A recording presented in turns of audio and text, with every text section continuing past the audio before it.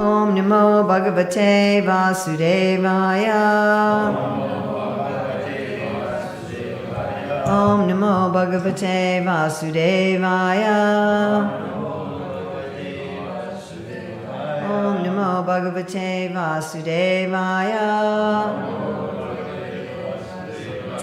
So it's May 13th, 2025 in Radhadesh in Belgium, and we're reading from Śrīmad-Bhāgavatam, Canto 9, Chapter 10, Text 50. Agrahita sanam bratra Panipatya prasaditaha Prajaswadharma nirata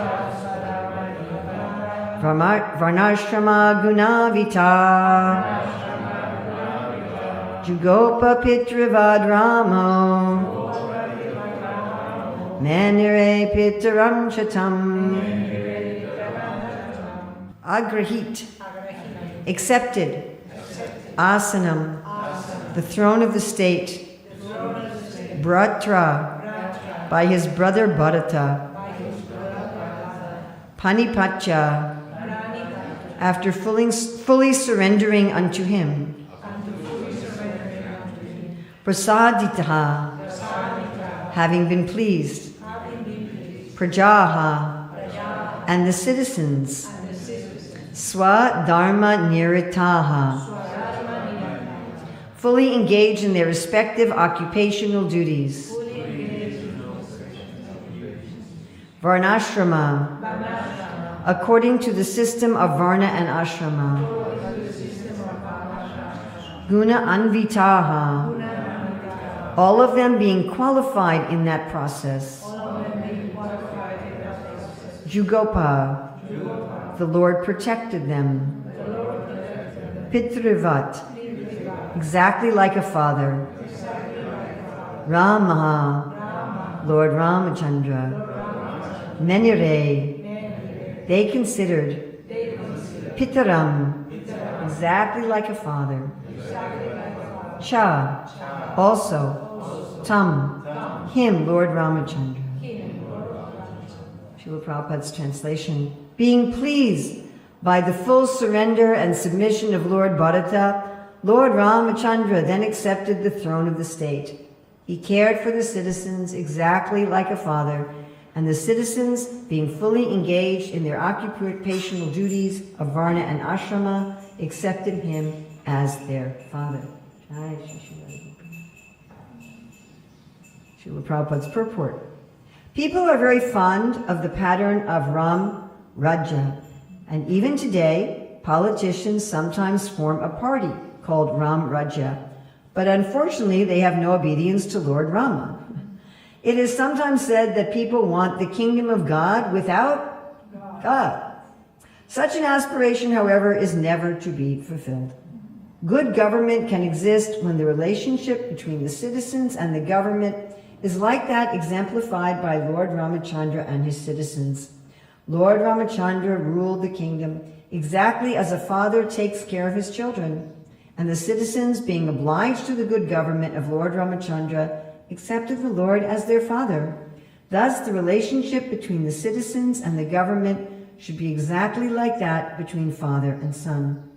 When the sons in a family are well trained, they are obedient to the father and mother, and when the father is well qualified, he takes good care of the children. As indicated here by the words Swadharma Nirata Varnashrama Gunam Vitaha, the people were good citizens because they accepted the institution of Varna and Ashrama, which arranges society in the Varna divisions of Brahmana, Kshatriya, Vaishya, and Shudra, and the Ashram divisions of Brahmacharya, Grahastha, Vanaprastha, and Sannyasa. This is actual human civilization. People must be trained according to the different Varnashram occupational duties. As confirmed in Bhagavad Gita 4.13, Chaturvarnya Mayashristam Gunakarmahabhivagashtaha, the four Varnas must be established according to various qualities and work. The first principle for good government is that it must institute this Varnashram system. So who has to institute the Varnashram system? Government. The purpose of Varnashram is to enable people to become God conscious. Parmashramachaраvat Purushena Para Puman Vishnur Aradhyate. The entire Varnashram scheme is intended to enable people to become Vaishnavas. Vishnur Asya Devata. When people worship Lord Vishnu as the Supreme Lord, they become Vaishnavas. Thus, people should be trained to become Vaishnavas through the system of Varna and Ashrama, as they were during the reign of Lord Ramachandra, when everyone was fully trained to follow the Varnashram principles. Simply enforcing laws and ordinances cannot make the citizens obedient and lawful. That is impossible. Throughout the entire world, there are so many states, legislative assemblies, and parliaments, but still the citizens are rogues and thieves. Good citizenship, therefore, cannot be enforced. The citizens must be trained. So that's quite a statement. You can't just have good citizens in good countries by force. There has to be training. As there are schools and colleges to train students to become chemical engineers, lawyers, or specialists in many other departments of knowledge, there must be schools and colleges to train students to become Brahmanas, Kshatriyas, Vaishyas, Sudras, Brahmacharis, Grahastas, Vanaprasthas, and Sannyasis. There's one letter where Prabhupada says every one of our centers should have a Varnashram college. This will provide the preliminary condition for good citizenship, Varnashrama Guna Vitaha. Generally speaking, if the king or president is a Rajarshi, now that's interesting, this word Rajarshi is interesting. It means a Raja Rishi, someone who's both a king and a saint.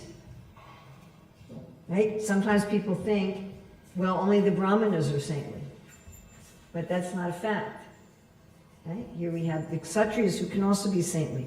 The relationship between the citizens and the chief executive will be clear, and there will be no possibility of disruption in the state because the number of thieves and rogues will decrease. In Kali Yuga, however, because the Varnashram system is neglected, people are generally thieves and rogues. In the system of democracy, such thieves and rogues naturally collect money from other thieves and rogues. And thus there is chaos in every government and no one is happy. But here the example of good government is to be found in the reign of Lord Ramachandra. If people follow this example, there will be good government all over the world.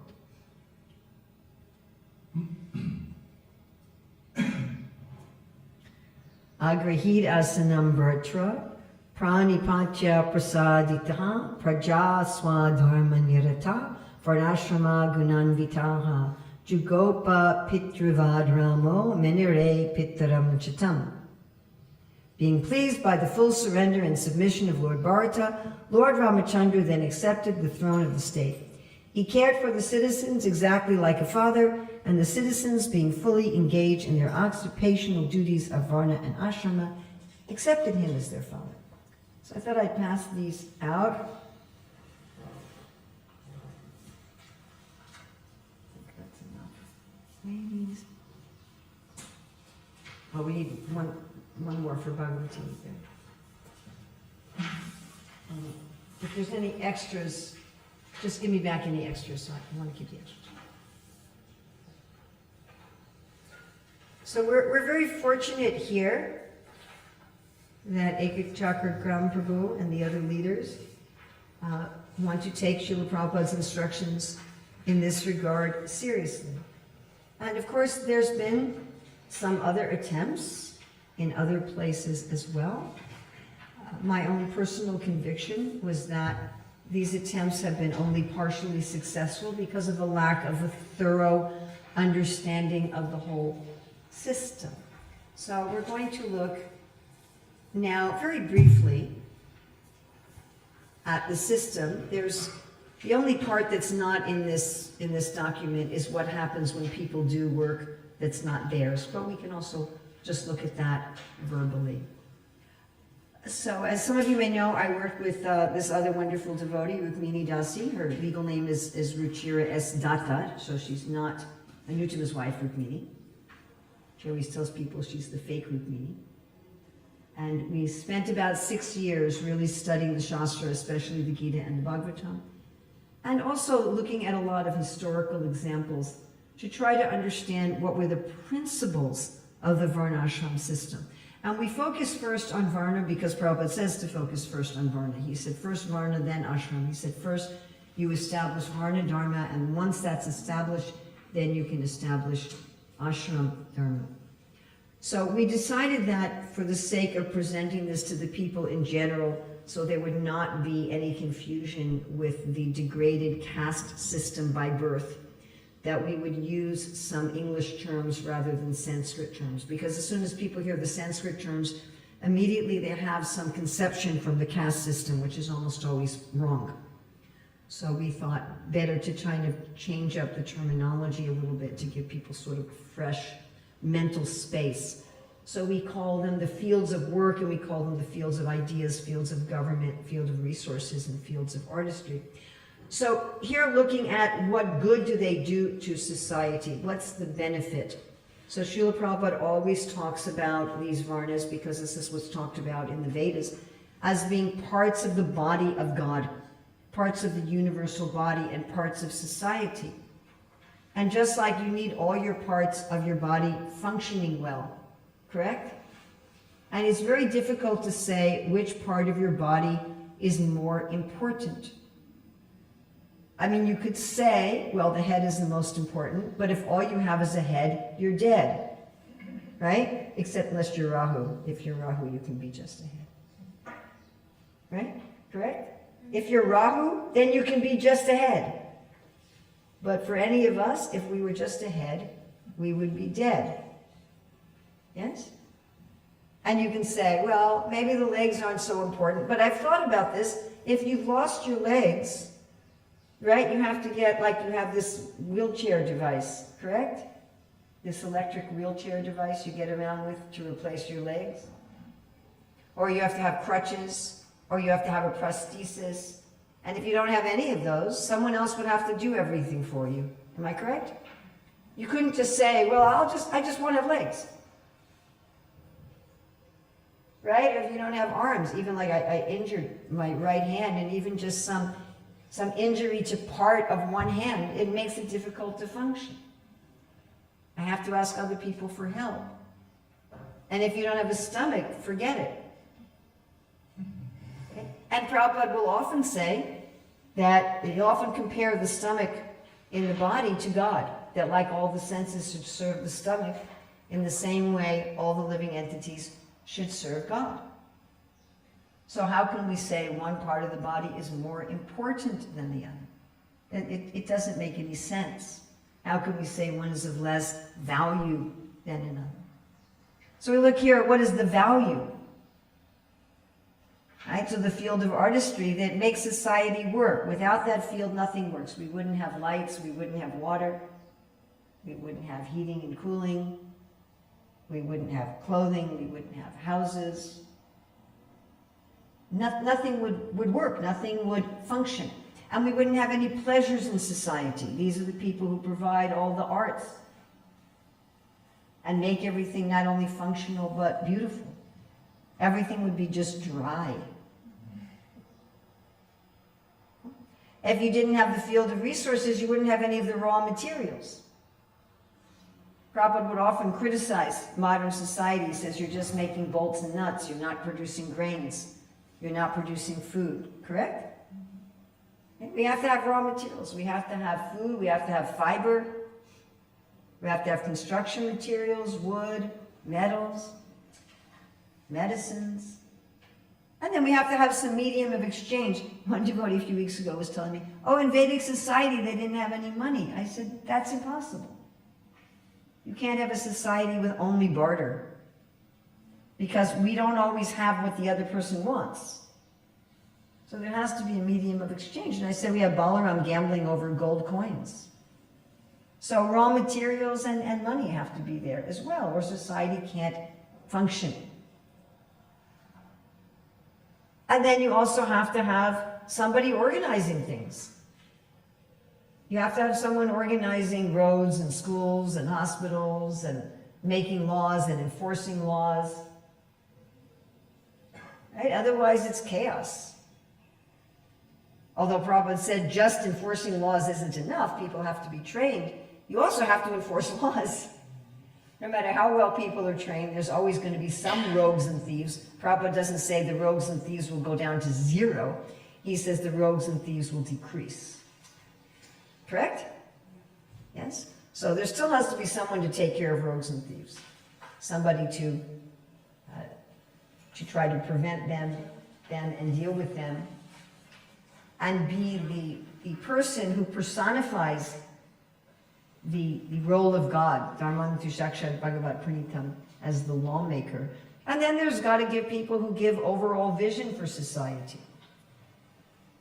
So if you're in resources, you have a vision for your business. If you're in government, you have a vision for ruling, but someone has to have overall vision.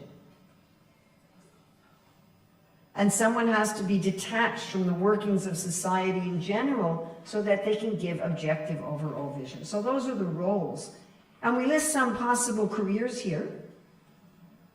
Right? This is a very small chart. This is a 2-page summary of a 600-page book. And whenever you simplify, you always distort a little bit. So we look at some jobs. Right? In ideas, there's counselors, priests, journalists. Now, not every kind of journalist, not if you're just writing the gossip column or the recipe column.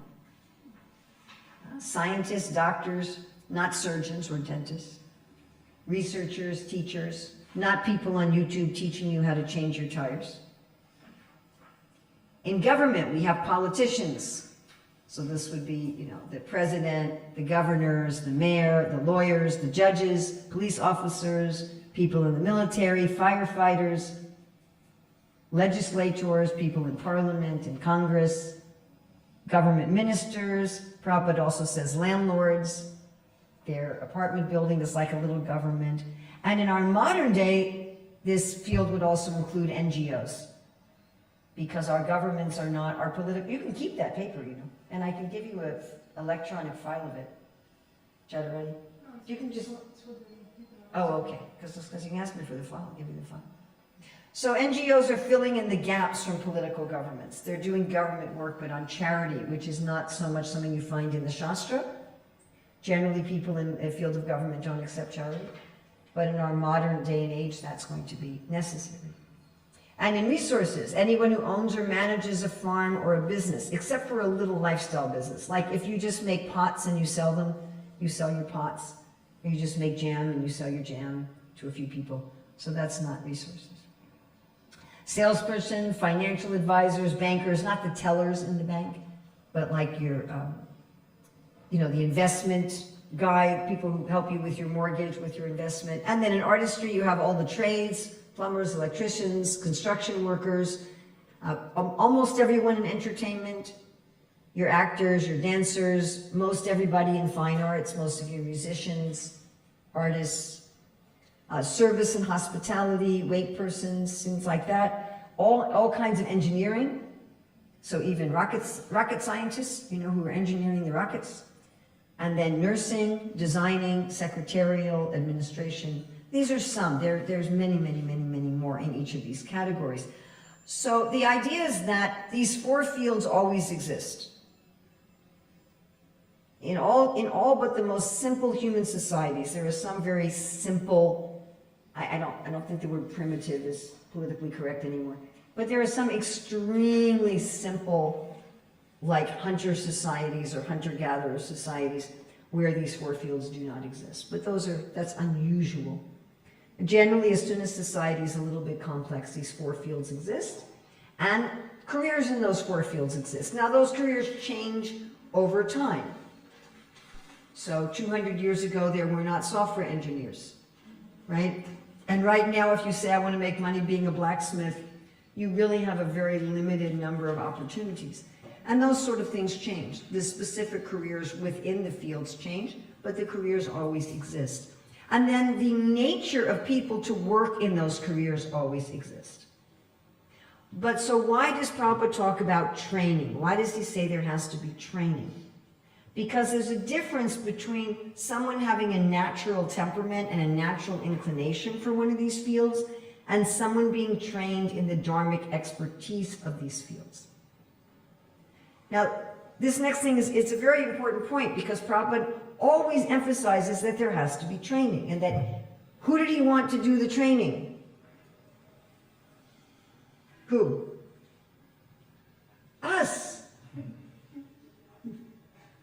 He wanted the Hare Krishna movement to do the training.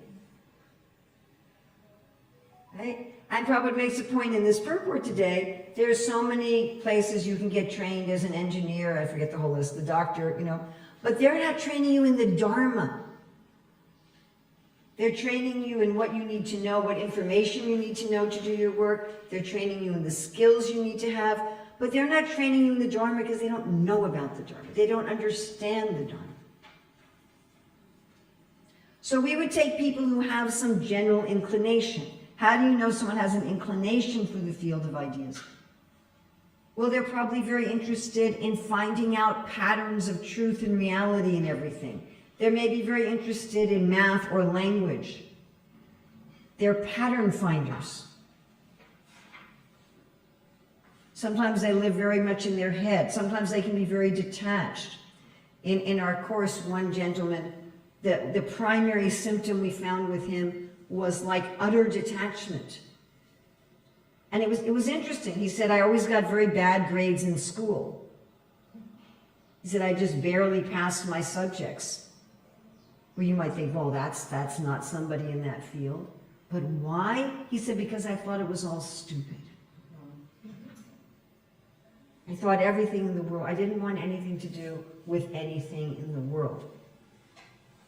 Because people in the field of ideas, we compare them metaphorically to sports commentators. They're watching the game, but they're not playing it. They're watching it, they have this sense that I'm not really part of society. So those can be some of the beginning inclinations. And what about training? So when someone is trained in the field of ideas, you find people with that inclination and you train them. You're going to train them in honest straightforwardness. You're going to train them not to be controlled financially. You're going to train them to be satisfied with their mental and intellectual life. You're going to train them in proper detachment, and you're going to train them in mercy, and many other qualities. Again, this is trying to fit it on 2 pages means that not everything's here. But they're going to be trained in that Dharma.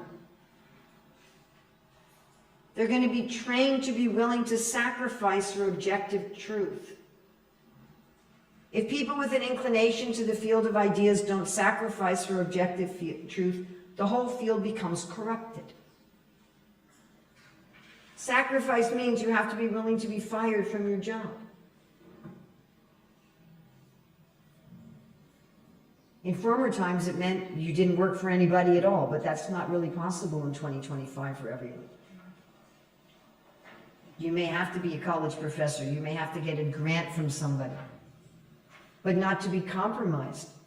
So if you're doing research for a business and the results of your research contradict the products the business is selling, you have to be willing to say, hey, your products don't work. And they'll say, well, if that's what you're going to publish, we're going to fire you. You say, all right then. You have to be willing to speak truth to power. You have to be willing to go to governments and say, hey, you're not following the rule of law yourself. You're corrupt. And the government may imprison you. You may have to be willing to speak up to religious leaders and say, hey, you're perverting the religion. And they may persecute you. They may torture you. They may brand you a heretic. Yes? Right? Am I correct? But you have to train people to do that. The inclination is there, but you have to train them to do it. And the questions that these people ask about their work is it true? Is it wise? Have I contributed to the truth and wisdom of the world? That's the main thing they want to do. It's not a sideline. It's not a hobby. It's not, it would be nice to do it. The primary thing when they go to bed at night, did I do a good job today? Did I make the world more full of truth and wisdom? All right. Let's go to the field of government. So beginning inclination, concern with fairness, rules, protection. That's not fair. You're not following the rules. That's not being done right. Now, all kids do that sometimes, but someone who's like really, that's their obsession. That's what they're focused on. Morality, ethics, fairness, rules, protection, care. Like Prabhupada talks to you about the government being like parents. having this idea that like I want to parent the world. So that's the inclination.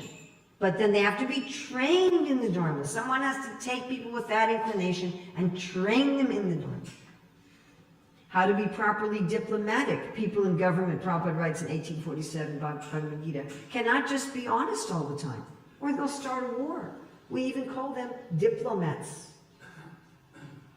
They do negotiation. Correct? Right? Sometimes they're extremely not honest, like intelligence agents who come in and say, well, I'm an English teacher, and actually they're a spy. And they're very expansive people. They're not satisfied like people in ideas. They always want to expand. They always want to protect more people, more people, more people. They think big.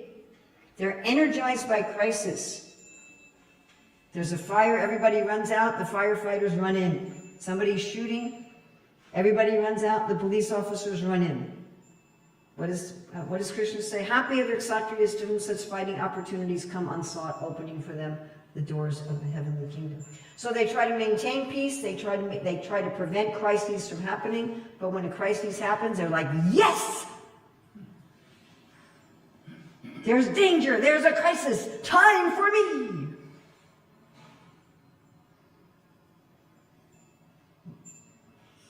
Running into danger to save others, very generous. And what are they willing to sacrifice for? Justice and protect others. They're literally willing to sacrifice their body, their arm, their eyes, for the sake of having justice in society, if they're trained in the Dharma. If they're trained in the Dharma. Like you might have an inclination to be a parent, but that doesn't necessarily mean you're automatically going to be a good parent. You understand? You have to have some example, you have to have some training. And their main questions about their work are, is it just, is it honorable, did I contribute to justice in society? Did I contribute to law, to people living honorably, to having morals and ethics and fairness? And in resources, the beginning inclination is usually some great interest in resources. I'm really interested in cows or sheep, or I'm really interested in corn, or I'm really interested in money. We have, where I live, there's one 11-year-old devotee boy who's already analyzing all the financial markets. He's already like figuring out, okay, how can you make the most money? And he says, I really want to give a lot of money to Krishna.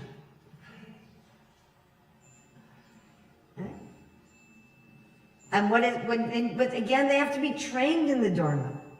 Prabhupada also says in 1847 that people who work in this field are diplomatic, and Srila Prabhupada identified himself as being in this field. Prabhupada said, I was a businessman.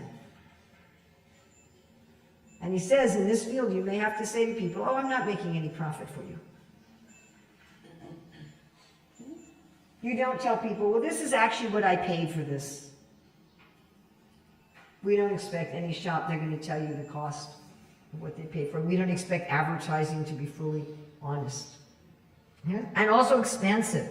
The Bhagavatam says people in this field are always thirsty. All right, I have 2 businesses. Now I'm going to make it into 4. I'm going to make it into 6. All right, well, we're employing 5,000 people. Can we bring it to 50,000? Can we bring it to 80,000? How many customers are we serving? Why? Because these people have to feed the world. They have to bring all the raw materials, the food, the clothing, the medicine, construction materials. They have to bring these to the whole world. This isn't just someone who, grows a little garden for themselves and just has, some little artsy shop where they just sell their own little soaps or something. They're feeling, I need to take care of the world. So one of our sons who's in this field, he said, I know that he was in his 20s, he said, my life is successful because I've generated more wealth for society than was spent on my upbringing. I've already done more than pay back My debt is, I've made society wealthy. And to be willing to sacrifice for ethical, sustainable societal wealth. This is to be trained in the Dharma. To be trained in the Dharma. The inclination is not enough. You have to be trained to protect the sources of your wealth. You've got to be trained. Okay, you're getting something from the earth, from the water, from the air. Are you protecting it? You're getting something from the animals. Are you protecting it? Are you making sure your business is sustainable? Is it regenerative? Are you going to be able to feed people tomorrow? Are you going to be able to have medicines for people tomorrow and the next day and the next day? Is your business going to go on? And are you willing to sacrifice for that? One person was saying how, if businesses are not ethical, if they're not ecologically conscious, they can make more money in the short run. Well, yeah. But they're cutting off the very source of their prosperity. You understand? Sure, it's easier and faster to rape somebody, but then you don't have a long-term relationship with that person. Does that make sense? So, you rape the earth, and then the earth, that's not a relationship. That's not sustainable. So they have to be trained. And their main questions they ask, am I producing sustainable, regenerative wealth? To the field of artistry. So their inclination, loving to fix things, to help people. I mean, everyone wants to help people, but to help people in a supportive function. We could say like an assistant. So when I contrast, that's for you. If we're going to contrast artistry and government, so artistry wants to help people like an assistant, and government like a parent. So I always give the metaphor, if you're in artistry and someone says, give me ice cream, you give them ice cream. Like if I go to the restaurant here and I say, give me ice cream, they don't say, well, how much do you weigh? How dare you just come in for ice cream? Did you have your meal yet? Right? But a parent's going to say that. A parent's going to say, I'm sorry, you have to eat your broccoli. So in artistry, trying to serve and satisfy people, which Prabhupada talks about as the glory of this field, this service mentality. Love of fixing things, helping things, using tools, using your body as a tool. But then they have to be trained in the Dharma. So what is the Dharma? Honesty. Honesty about costs. They're not going to lie about what's wrong with your car so they can make more money. Because the Dharma of these people is to be satisfied. They're not expensive people. To be satisfied with basic comforts in life. Prabhupada often talks about that. The people in this field need to be given nice clothing, a nice place to stay, and basic comforts of life. And liking security, these are the people that uphold the status quo, not challenge it. And for the Dharma to be willing to sacrifice to maintain the quality and integrity of their craft or service, even if they're pressured to make more money or be faster. And I always give the example of a sign I saw in a restaurant that said, we make slow food. If you want fast food, go down the street. And the main questions they ask about their work are, have I added to the beauty, functionality, and support in society? So we were doing a consultation with one person who was like, I don't know if I'm in artistry or ideas. And we asked her, well, what do you really want to give the world? Do you really want to give the world? Do you want to say at the end of the day, I've added beauty to the world. I've added support. I've helped the world work better. Or at the end of the day, do you want to say, I've really made the world wiser and I've increased truth in the world? And the person said, oh, it's definitely beauty and support. Remember that? And the person was saying, I could feel it in my body. I could feel when I thought about beauty and support, I felt light. And when I talked about wisdom and truth, I felt constricted. Actually, it's quite interesting. We find, so now I counsel hundreds of people in this, and we find always when a person understands what their nature is, their physiology changes. And it strikes me that you don't even have to be doing it. You just have to be thinking about it. Didn't we see this over and over again? The person just thinks about it, and their skin gets brighter, their eyes get brighter, their muscles relax, and they just have this glow. Their voice changes. They have this glow about them. And when they're talking about things that aren't themselves, there's a constriction to them and a kind of a darkness around them. My co-author, Rukmini, she said, you know, one of the problems of Kali Yuga is people are in the wrong places, and so they're not full of light. People are constricted. So we have to help people to find their inclinations and then to train them. Yes? And then we look at, there's also within the four fields, there's different ways of being rich. Richness is not just money. You can be rich in terms of Aishvarya. You like to be a controller. You like to be a manager. And that can be in any of the fields. You can be a business manager, like Nanda Maharaj. He was a Vaishya manager, correct? He was a Vaishya leader. Some people think, well, if you're a leader, you must be in government. But Nanda Maharaj was a very big leader. It didn't put him in government. You could be a leader in artistry. You can be a football coach as a leader in artistry. You can be a leader in government. You can be a leader in ideas. You can be the principal of a school. You can be the head of a temple. If it's just a temple, like here is a whole community. But if it's just a temple, if it's just a simple temple, there's just worship and Shastra classes.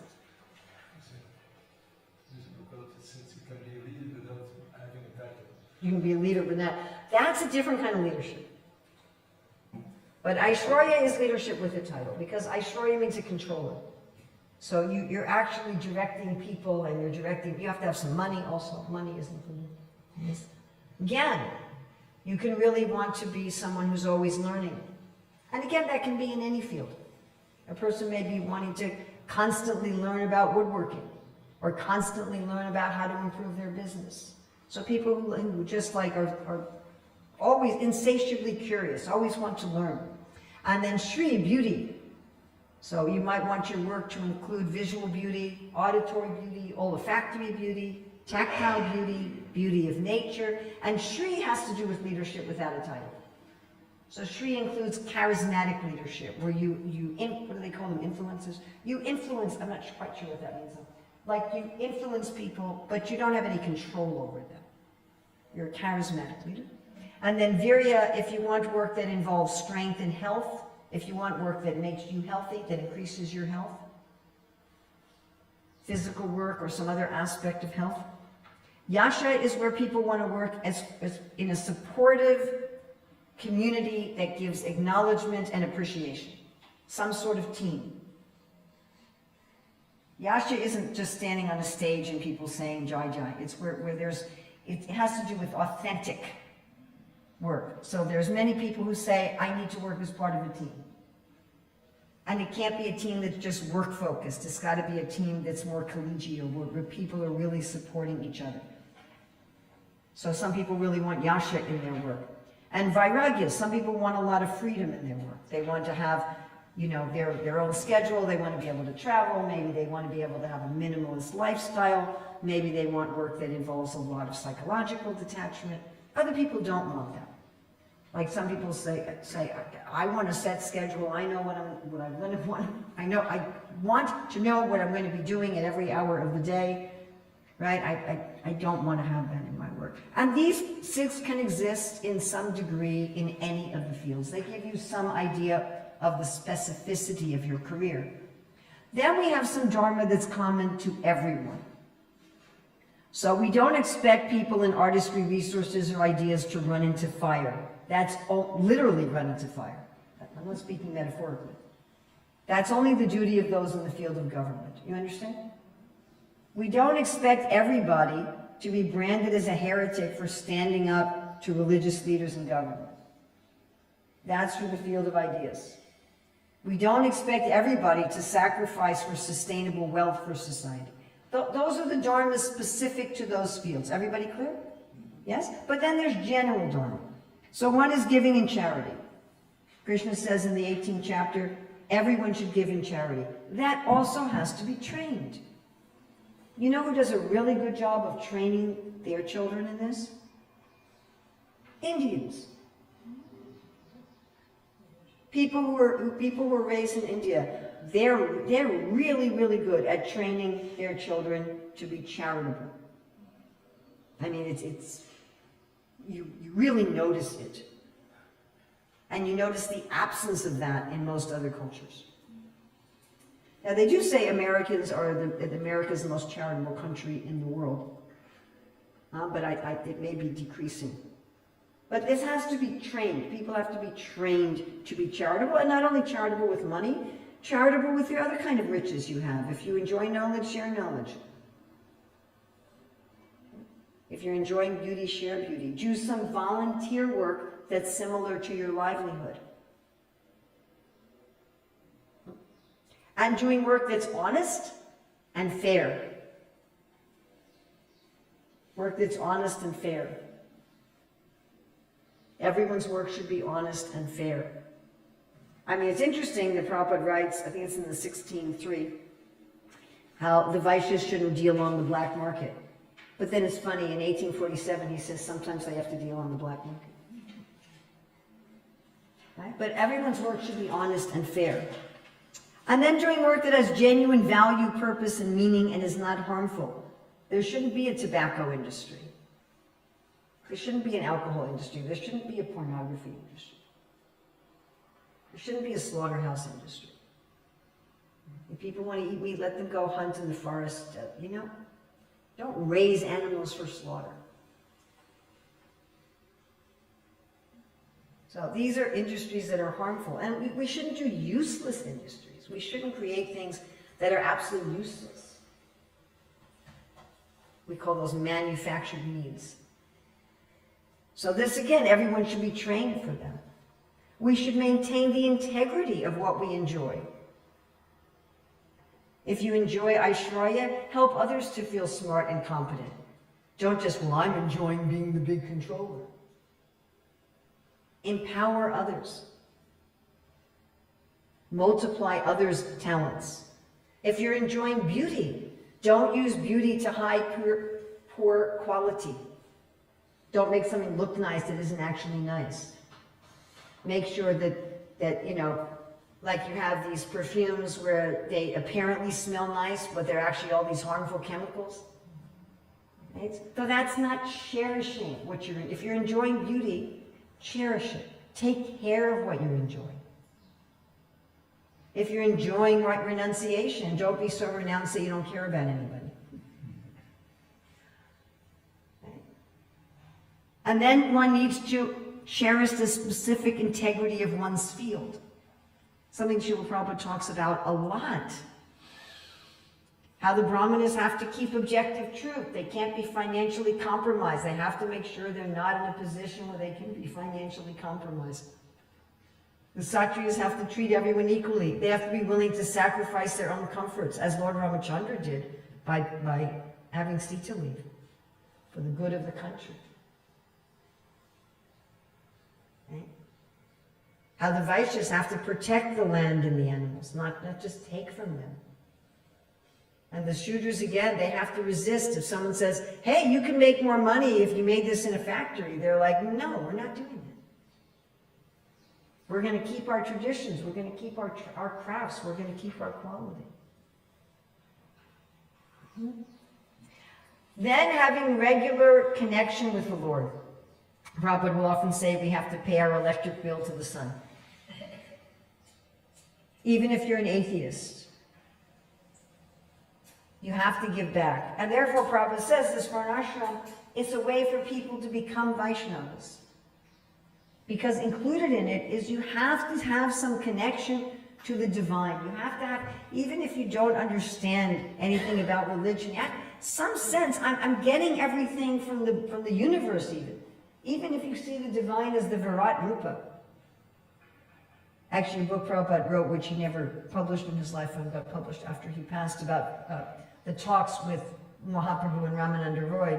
And he talks about there that Varnashram means that everybody works for the good of the universal form. To have some kind of sadhana, to have some kind of yajna, at least once a week, once a day. and then to make your work into yajna, and then to be above what we call in our book the shades of ego, which we'll have a whole class about that. And you might say, well, how, that sounds really advanced. But Krishna says in chapter 2, Nishtraigunya Bhavarjuna, Bhagavad Gita. I was just hearing Prabhupada say today, Bhagavad Gita is preliminary. You can't understand the Bhagavatam unless you've understood the Bhagavad Gita. So Bhagavad Gita is preliminary, chapter 2 in the Bhagavad Gita. That's about as preliminary as you're going to get. Can we agree on that? Bhagavad Gita chapter 2, basic. And there Krishna says, get above the modes of nature. Yeah, you particularly. That was just for you now, nobody else.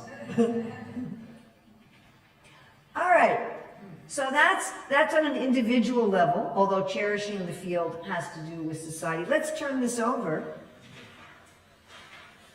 Because, my dear friends, the problem is, if all we do is work on an individual level, we're going to end up trying to put all these into practice in a messed up society. You understand? It's hard for your heart to be healthy or your lungs to be healthy if your whole body is out of whack. So, there are doctors who look at specific parts of the body. They're a cardiologist or a pulmonary specialist or whatever. Forget all the names for all the different. Yeah, there's podiatrists, they're foot specialists, and then there's people that, I don't know if they specialize just in your right elbow, but, it does go down. There are cornea specialists. So not just eye doctors, there are eye doctors that are cornea specialists. I know, because I've seen some. So, but someone's got to look at the whole body, right? Someone's got to be a general practitioner.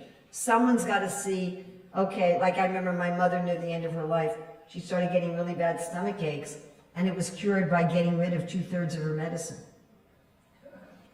Because the different doctors were prescribing separately without talking to each other. So someone's got to look at the whole system, how the whole system works. So this backside is the system, and we're looking at this in terms of a devotee community. We also, in the book, we look at it in terms of society in general, but on this particular sheet, we're looking at it in terms of a devotee community. And because of the enthusiasm of your leaders here in Radhadesh, we're hoping we can actually do this here.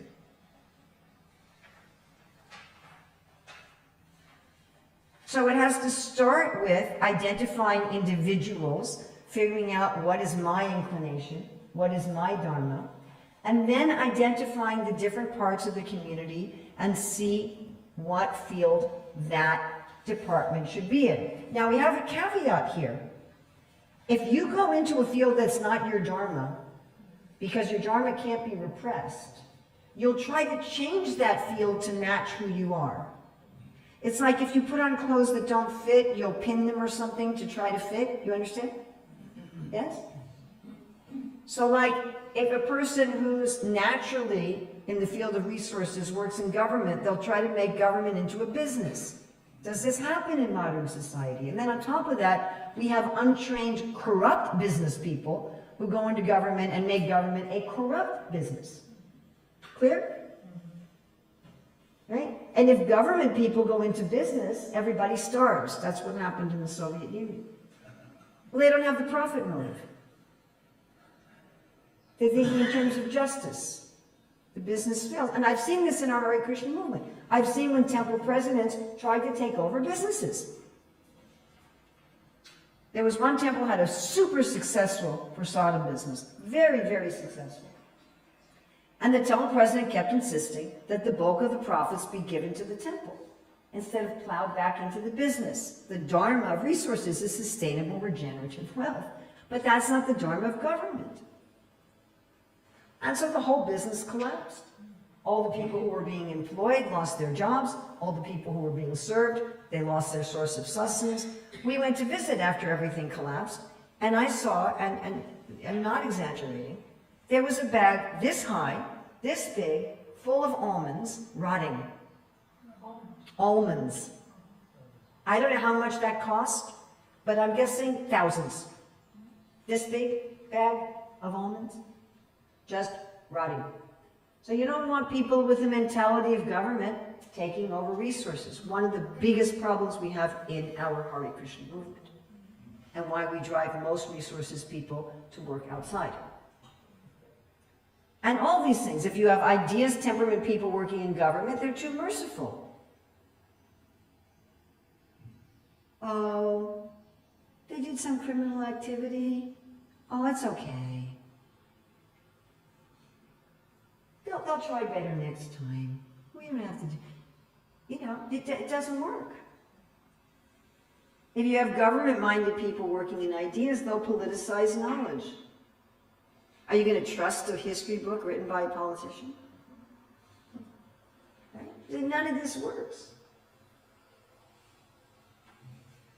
Because we'll bring the temperament of our field into that field. You follow? Yes? So therefore, it's very important to say, this department of the temple, what field ideally should it be in? What part of Krishna's body should this be? And then we match the temperament to the place. Now, my dear friends, this is KC 101. And we have not done this in over 50 years in our Hare Krishna movement.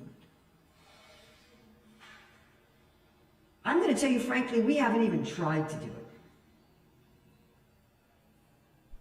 If people try to do it, they look at what people are good at. But Krishna says you can be good at something that's not your temperament. He says, don't do things you're good at that are not you. Why? Because you pollute it with your own dharma. We're trying to do it here.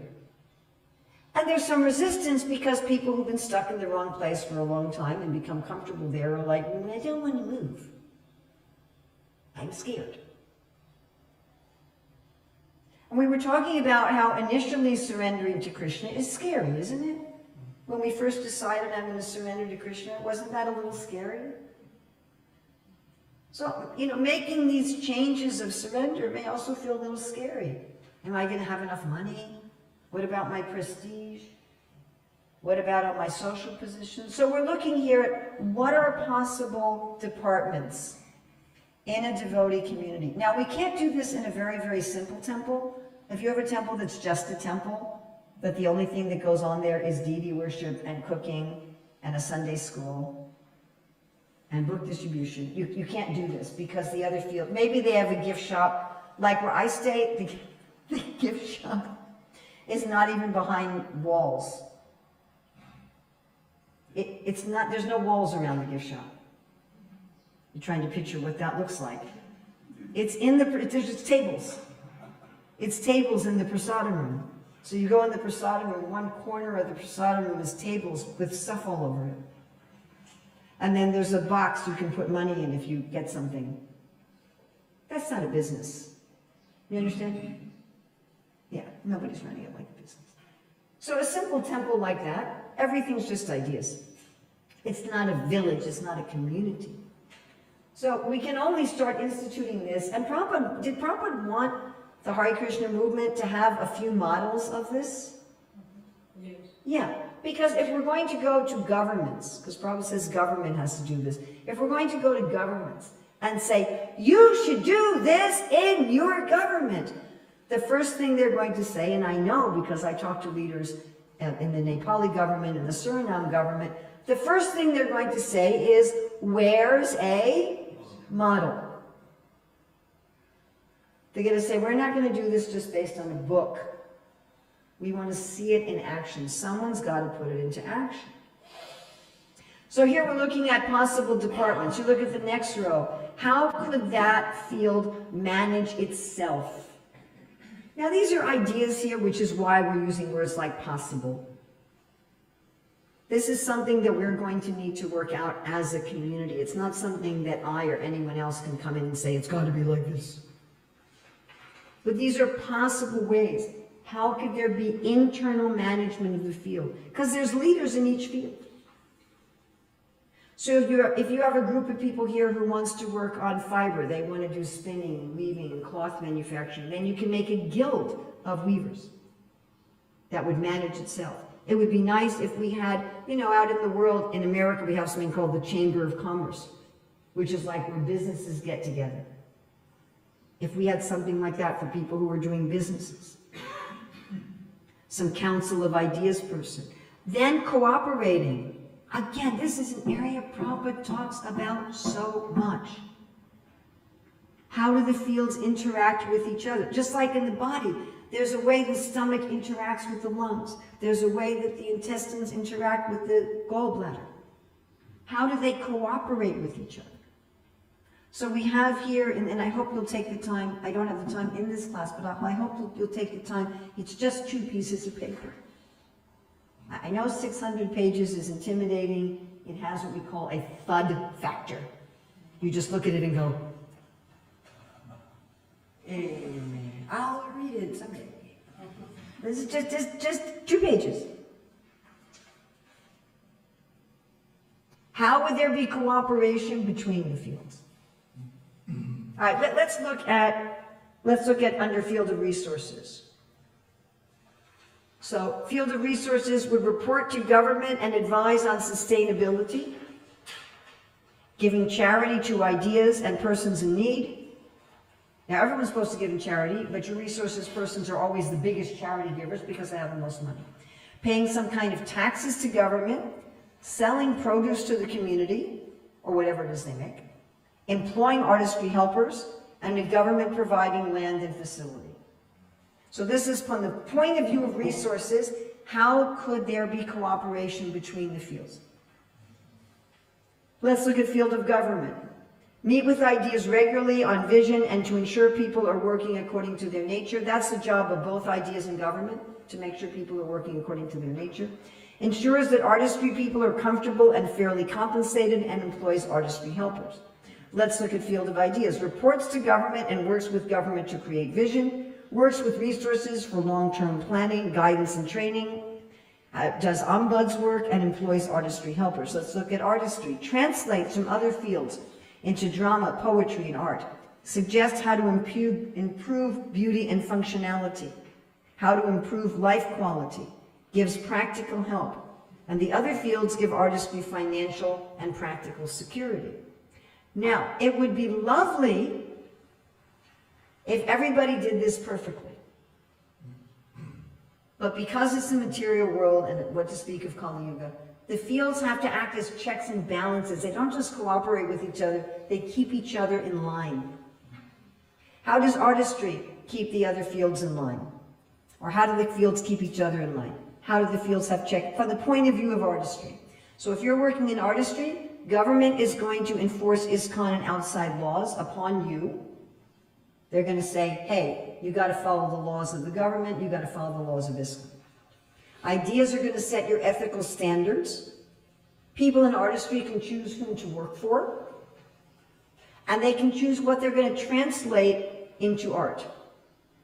So if somebody from government or resources or ideas says, hey, I want you to make a poster on this, I want you to make a movie on this, they can say, I actually don't agree with this, so I'm not going to make a movie about it. I think this is wrong. I think it's off. And government can charge them taxes or rent. Okay, from the perspective of the field of resources, how are their checks and balances? You can choose your own suppliers, you can choose your own customers, you can choose your own employees or grantees.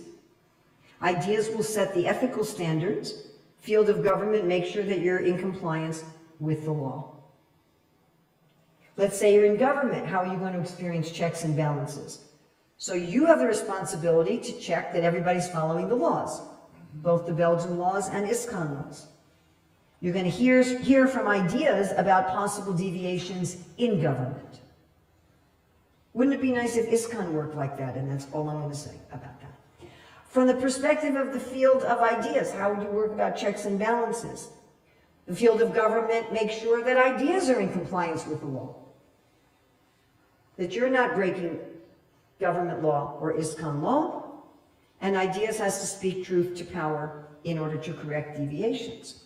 Then Prabhupada also talked about how competition is healthy. He said competition gives life. But very, very important, the fields do not compete with each other.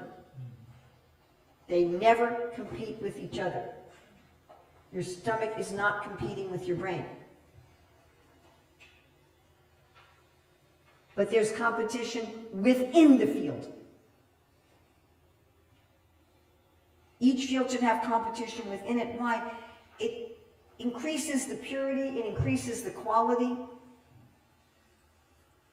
Prabhupada very much wanted this mood of non-envious, non-malicious competition. All right, let's look at resources. So there can be competition. We all understand business competition. In a devotee community, you can be competing with similar projects either in your own community or in other devotee communities. Who has the greatest variety of prasadam health food bars? Who has the best quality? Who has the greatest profits? Who's employing the most people? Who's serving the greater markets? In government, you can compete with other devotee communities on things like self-sufficiency, book distribution, devotee satisfaction, demographic balance. Everybody understands what demographic balance is? A greater variety of people from different national and ethnic groups. In artistry, there's competing for jobs, and similar cottage industries can compete. There can even be regularly organized competitions. In America, every year, every county and every state has resources and artistry competitions. So, you know, who can grow the biggest pumpkin, who can make the best cake, who can sew the best quilt. And they give prizes. And in ideas, you can have debates. That was part of Vedic society. There were scholarly debates. You can compete for who can write the best articles, who can distribute the most journals, who can make the best instructional materials. And how are these going to be financed? So ideas is generally financed through charity. And this charity can come from our political governments. It can come from the Belgian government. It can come from fundraising. It can come from tuitions. It can come from donations. Government should be funded by taxes and fees from artistry people who have cottage industries, from resources, and then general donations to the community. And that's an adjustment for the present time.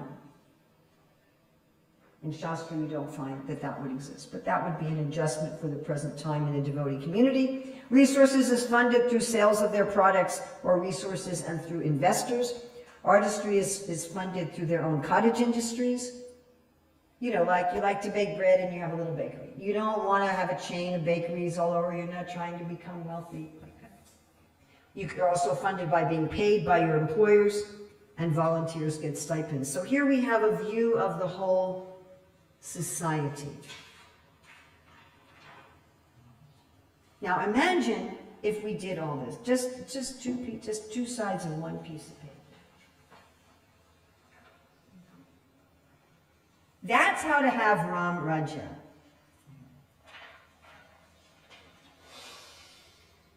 Prabhupada did not think that it was enough just for us to read books and do kirtan. He felt it was also essential to set up, am I right? He also felt it was essential to set up a stable society that worked according to the way Krishna sees things, that worked according to Krishna's plan. We are not a world-denying religion. We are not a religion where we say the world is bad, the world is evil. We're all going to live in a monastery at the top of a mountain where we get our food by putting a bucket down every day. But that's not Prabhupada's policy. We somehow or other, and I used to teach the history of ISKCON, Bhaktivedanta College. We somehow or other ignored or sidelined or minimized all of the instructions from Prabhupada, from Krishna, from the Shastra itself, that we're meant to build a society that will lead people to become Vaishnavas through the organization of the society. And we thought, we're going to have nothing to do with society, it's bad, it's evil, it stinks, and we're just going to remove ourselves and cloister ourselves and just chant Hare Krishna. And I'm going to ask you, would we ever bring Mahaprabhu's movement to the world with that mentality? Would that work? It's not even practical for our own members. That kind of thing is only practical for a tiny minority of our own members. And it's not even the desire of our founder Acharya. So we have an opportunity here in Radhadesh. You have actually an amazing opportunity. Your community is complicated enough so that there's departments here in each of the 4 fields. The temple where I live is not. The temple where I live is way too simple. We actually couldn't do this there. We don't have these departments. Do you understand what I'm saying? It's just a temple. So you're complicated enough so that you can do it, and not so complicated that it's overwhelming. Like I wouldn't try to pilot this in Mayapur. Maybe we do this sometime. And you have leaders here who are very enthusiastic. And that even when I'm not here, they're keeping up at least some of the momentum. So this kind of mix, the only other place I know where it exists, and not as much as it exists here, is New Govardhan, Australia. I haven't tried there. So we have an opportunity. Is it scary? Yeah, it's scary. It is. Honestly, it's scary. But because this is the desire of Srila Prabhupada, and this is the desire of Krishna, and this is the desire of the personifications of the Shastras, we will have divine help. That doesn't mean it's not going to be hard, but we'll have help. We'll have help, we'll have support, we'll have facility, we'll have knowledge, we'll have guidance. So we just did our second course to certify coaches in career Dharma. Prabhupada wanted a Varnashram college in every center. So starting now, so now we have like altogether 17 people certified as the first level of coaches. 7 in New York and 10 here. I'm going to try to do this in other parts of the world. And then we're going to spend the rest of the time I have here working with people in different fields, see how they want to develop their field in Radhadesh, looking at how we can do this in terms of management, looking at the other aspects, so we can start putting this into place. But of course, this really depends on all of you keeping up this momentum and keeping up this enthusiasm on a regular basis. And again, I see with people, if they just imagine being in the right place, what does Krishna say about the mode of goodness? All of the senses are illuminated. You just see, all a person has to do is imagine that they're working according to their nature. And their whole, yes, am I right? We saw it. Right, Krishna? We saw it. All their senses become illuminated. It's far out. Sorry about that. What to speak of if we actually do it? If we're actually doing it, our whole life would be illuminated, and our whole community would be illuminated, and Krishna consciousness and our sadhana would become so much easier. A lot of the struggle people are going through would just dissipate. Yes? Can I ask a question? You can, but it's after 9. I'm already in trouble for being late. Ekachakra's not here, but Then we can go. we don't have the checks and balances for the field of government.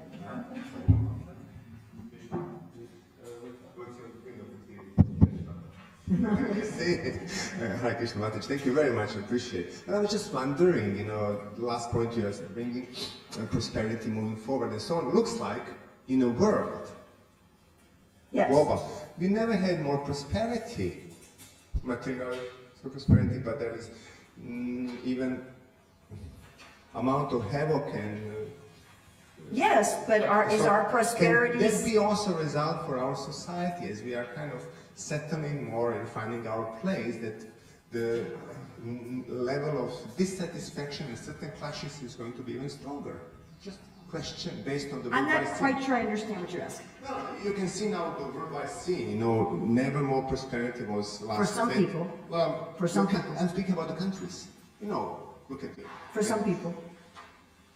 We Okay. have a big wealth disparity in the world today.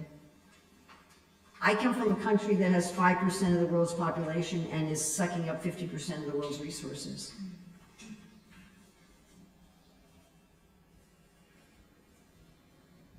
So yes, there are a lot of people who have a high standard of living, but there's a big wealth disparity. And a lot of the so-called high standard of living is very unhealthy. That's what I'm kind of coming to. That's kind of my father was telling me. He said when we were poor, we were happy. Really? And that's like Yes, in God consciousness. You told me one time, oh, you're having success in your business and you still come to the temple because you think prosperity means you are whatever. The point is, so you told me one time when I started my business, oh, you're getting successful and you're still coming to the temple and you think it's like contradictory. The point is to have your business in a God-conscious way. Yes. And that will save society. Nowadays what we see, all the governments and many businesses, they are not God-conscious. But the company I'm affiliated with, they are so God-conscious, and the people I'm working with, and it makes such a difference. And imagine So I can if come the here and nobody company was knows like what I'm doing. I'm here and I'm just, you know, if you have the right attitude, you can have so much money, and there's so many devotees you see in Germany, they're business devotees, and they are very fine people. And if we had more people like that, we could do so much. Imagine. Just think about the universe. Let's think about the universe. As you become more Krishna conscious, your planets get more what? In the universe, the more Krishna conscious you are, the more what the planets are. satisfied, happy. Opulent. As you become more and more Krishna conscious, your planets are more and more opulent.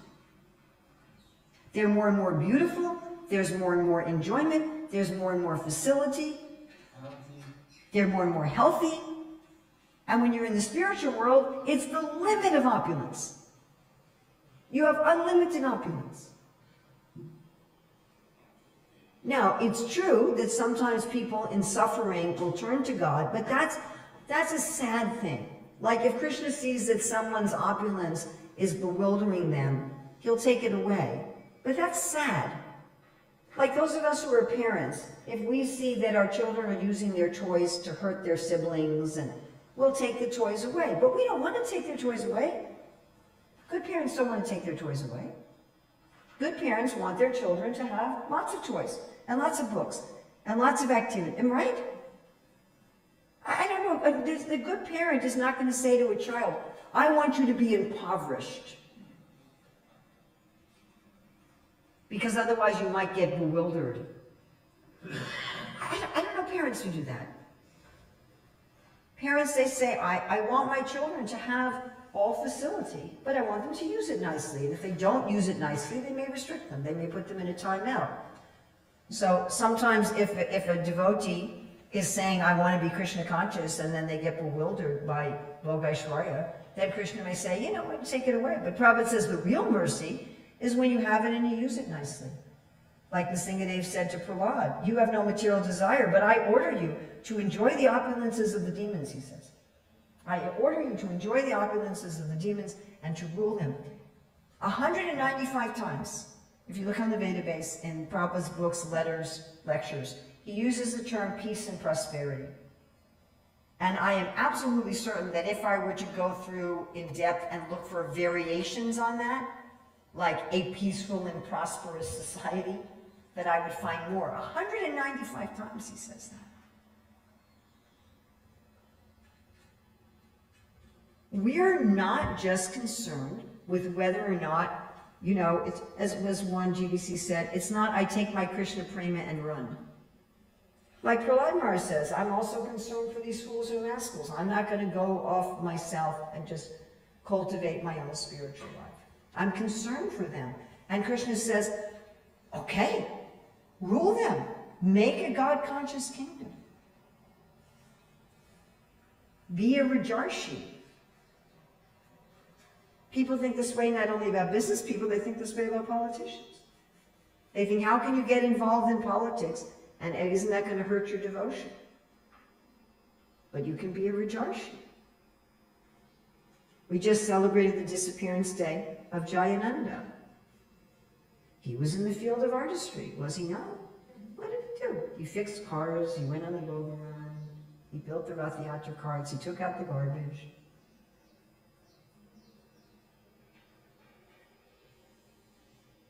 But he was also a pure devotee. I mean, Prabhupada wants us to celebrate his disappearance day like we celebrate the disappearance day of Narada. That's that cool.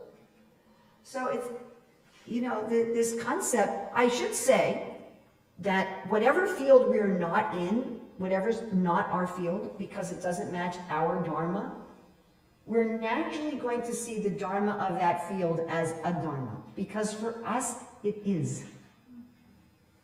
So people who aren't in ideas are going to look at ideas and say, those people are really arrogant, or what are they doing? It's useless. So I always give this example. If you went to any temple in the world and you said, can you for 1 year give me a room and prasadam, and I'm not going to do anything for your local temple at all, I'm just going to research what's different and similar about the poetry of Srila Rupa Goswami and Srila Kavikarnapur. I can't think of any temple that would say, yeah, we'll facilitate that. And I'm speaking from experience because I asked all over the world, I said, can I stay someplace and work on curriculum for children? I said, can I produce Learn to Read? And there were only 3 temples in the world that were even open to it. One said you can stay for 3 months. One said you can stay, but you'll have to share an office with 10 people. And there was only one place that was in Auckland because the head of the school there was a personal friend and he was very close to the temple president. So he was able to convince the temple president to give me a place to stay with no local obligations. So I could just work on curriculum. But generally, ideas work is seen as useless.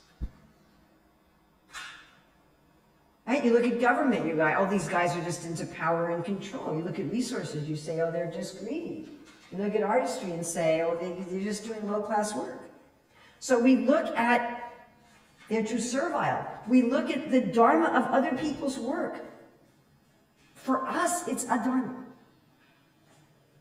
So when we look at it, we see it as a dharma. Does this make sense to everybody? So it's very important to see that what we see as a dharma is actually their dharma. It's the dharma of government to control. It's the dharma of artistry to serve. It's the dharma of resources to expand wealth. It's the dharma of ideas to do theoretical research that guides the practical. And to be somewhat separate from society. So this is actually, but we put this. I mentioned the young boy who does all these, like investment calculations, right? I talked about him. Yeah? Did I talk about him here in this class? Yeah. So his father, he's 11, his father was very concerned. And he came to one of the devotees who was teaching him some classes and said, I'm afraid my son is becoming materialistic.